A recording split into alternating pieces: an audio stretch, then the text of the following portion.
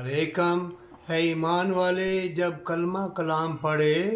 تو اس طرح دعا کرنا، پروردگارا جو کچھ بھی میں نے کلمہ کلام پڑھا ہے،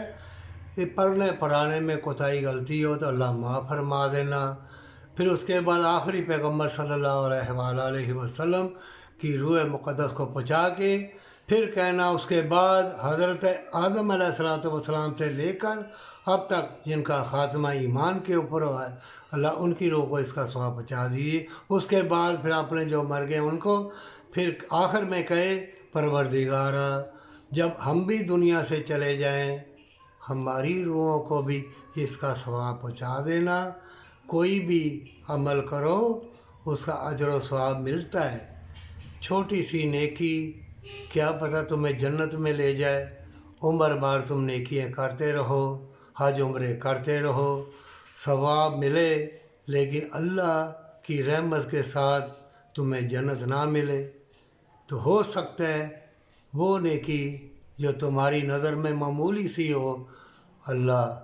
اس نیکی کے بدلے تمہیں بخش دے اور تمہاری زبان میں تاثیر ہو جائے۔ ایک ایک منٹ قیمتی ہے، ایک ایک سانس قیمتی ہے۔ جنگ کے زمانے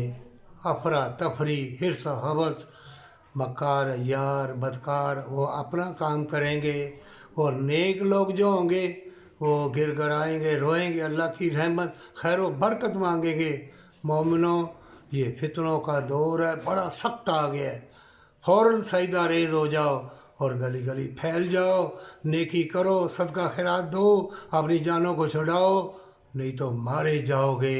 اگر تمہاری تقدیر میں توبہ لکھی ہے اور خلق خدائی، یتیم مسکین بیوہ کی خدمت لکھی ہے تو اپنے لیے جو بھٹک گئے ہیں ان کے لیے دعا کرنا، ہمیشہ کی زندگی، ہمیشہ کی جنت کے لیے، پر سچی توبہ کے ساتھ ماں باپ کے قدموں کو ہاتھ لگا کے چوم لے، فتح تیری ہوگی۔